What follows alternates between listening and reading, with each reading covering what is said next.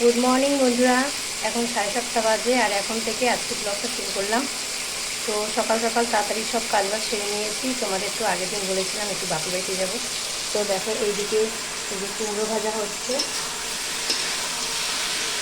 এই যে, আর এইদিকে দেখো ভাত হচ্ছে। এই যে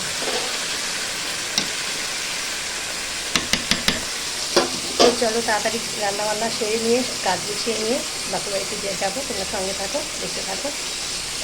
আর দেখো যে প্রেশার কুকারে ডাল সিদ্ধ করে নিয়েছি, মটর ডাল সে দিয়ে ডাল করব। আর এদিকে কুমড়ো ভাজাটাও প্রায় হয়ে এসেছে।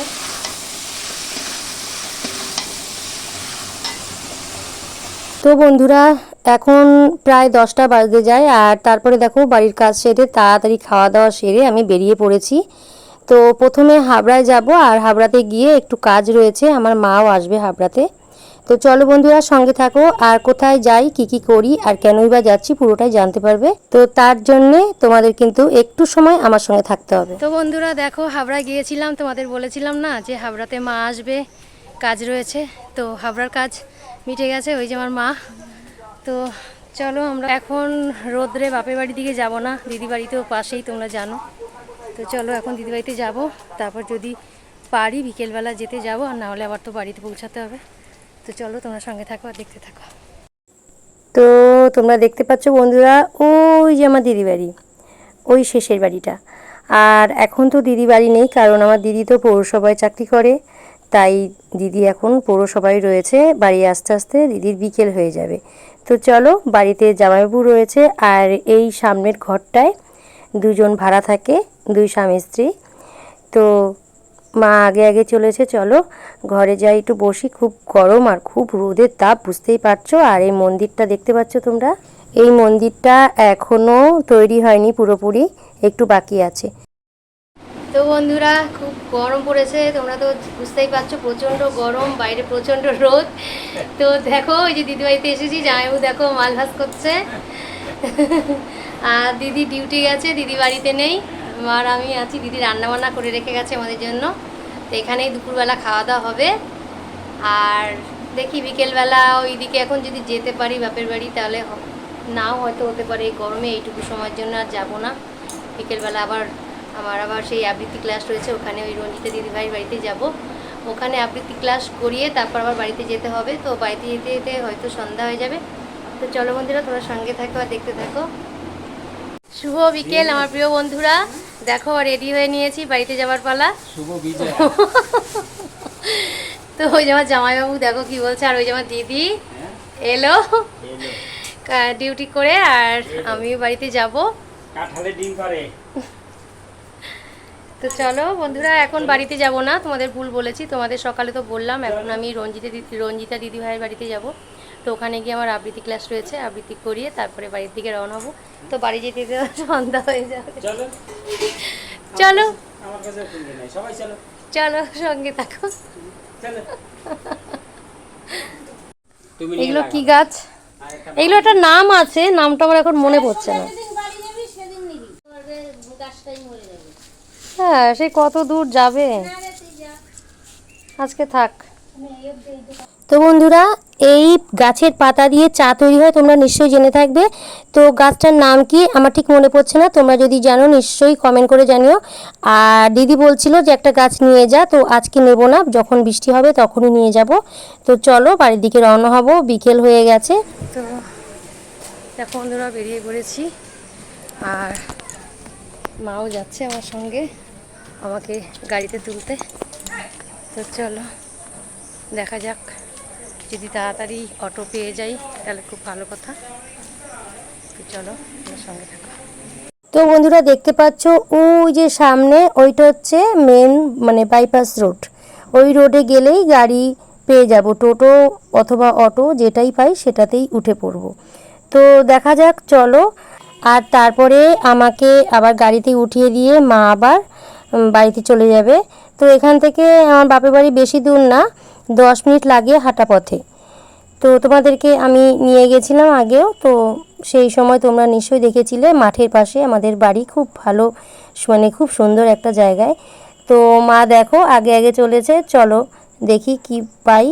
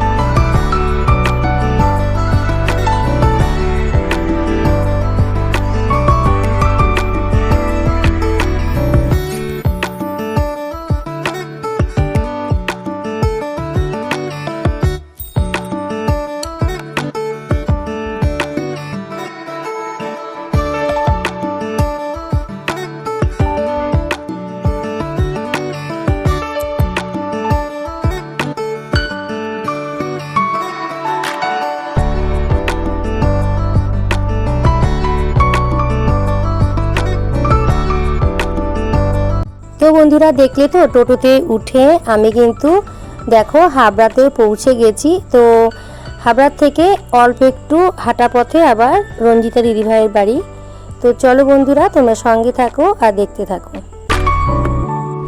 তো বন্ধুরা দেখো আমি পৌঁছে গেছি।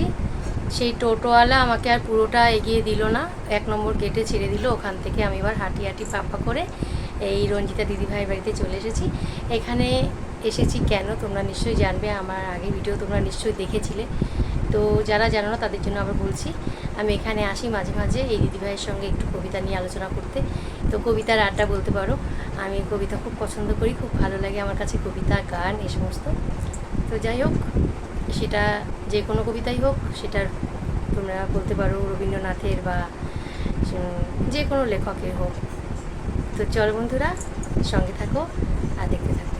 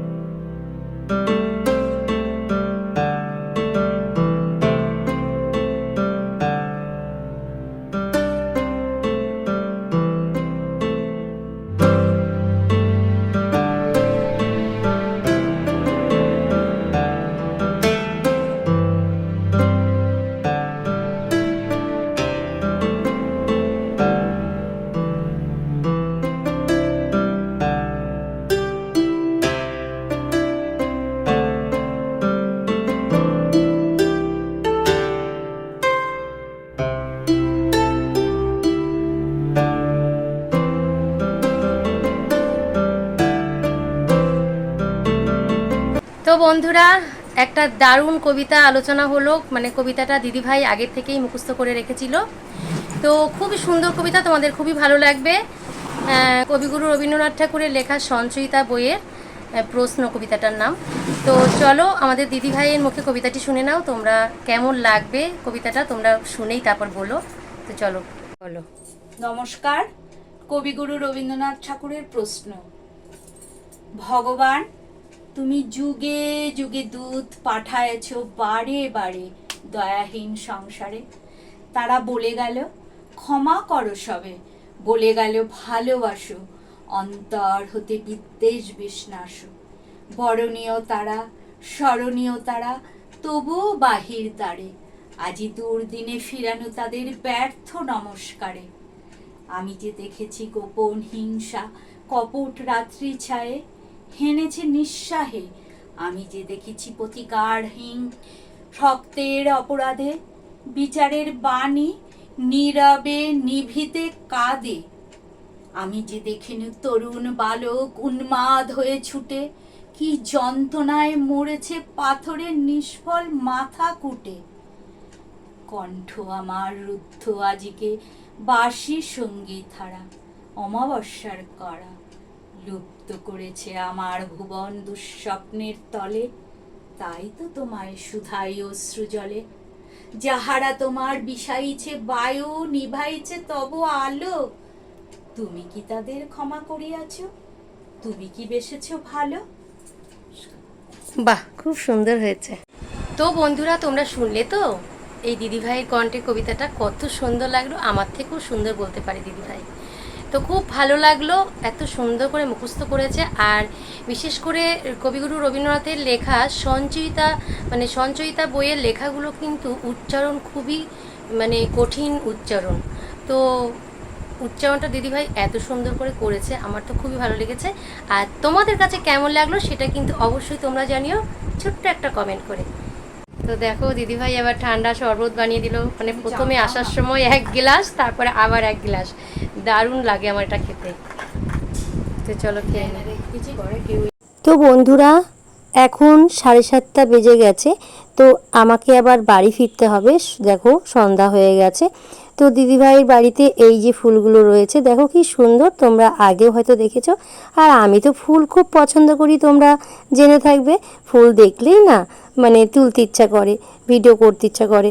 তো যাই হোক, এখন রাতে ফুল তোলা যাবে না, তাই একটুখানি ভিডিও করে নিলাম তোমাদের সঙ্গে শেয়ার করবার জন্য। তো আশা করি তোমাদেরও ভালো লাগছে। তো দেখো আমরা রাস্তায় বেরিয়ে পড়েছি। এদিকে দিদিভাই দেখো গেটে তালা লাগাচ্ছে। তো দিদিভাইয়ের পিছনে, এই বাড়ির পিছনে আরেকটা নতুন বাড়ি রয়েছে, সেখানে দিদিভাইয়ের ছেলে বৌমা থাকে।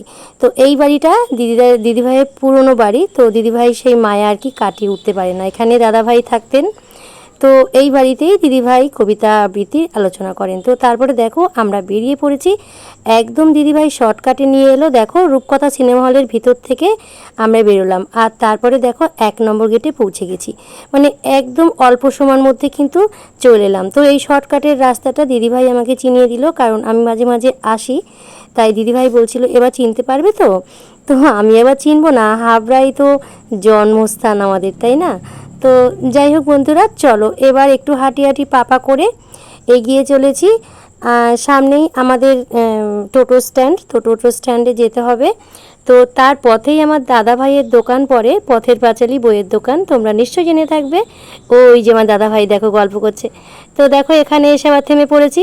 তো বন্ধুরা দেখো, বাড়িতে যাওয়ার পথে একটু হাঁটি হাঁটি পাপা করে যাচ্ছিলাম, আর আমার দাদা ভাই আমাকে ডাকলো। এই যে দাদা ভাইয়ের বইয়ের দোকান, তোমরা সকলেই চিনবে। তো বললো তুমি বসো, তোমার জন্য একটা ভালো একটা কবিতার বই নিয়ে আসছি। তো চলো দেখা যাক, দাদা ভাই গেছে ওইদিকে, দাদা ভাইয়ের গোডাউনে গেছে। তো চলো বইটা নিয়ে আসো, তোমরা সঙ্গে থেকে দেখতে থাকো। এই 1 নম্বর গেটের এখানে রাখা। তো বন্ধুরা, এই যে দেখো দারুণ একটা কবিতা, তো তোমাদেরকে আমি আবৃত্তি করে শোনাবো। তো দাদাভাই এনে দিলেন। এই যে আমার দাদাভাই, তোমরা সবাই নিশ্চয়ই চেনো দাদাভাইকে। তো চলো বাড়িতে গিয়ে তোমাদের পরে একদিন এইটা আবৃত্তি করে শোনাবো, তোমরা শুনে বলবে কবিতাটা কেমন। তো তখন তোমরা বলো, এখন তোমাদের কিছু বলতে হবে না। তো চলো এখন বাড়ির পথে রওনা হবো, তোমরা সঙ্গে থাকো। চলো বন্ধুরা দেখো, টোটোতে উঠে পড়েছি, এবার বাড়িতে ফিরবো, তোমরা সঙ্গে থাকো।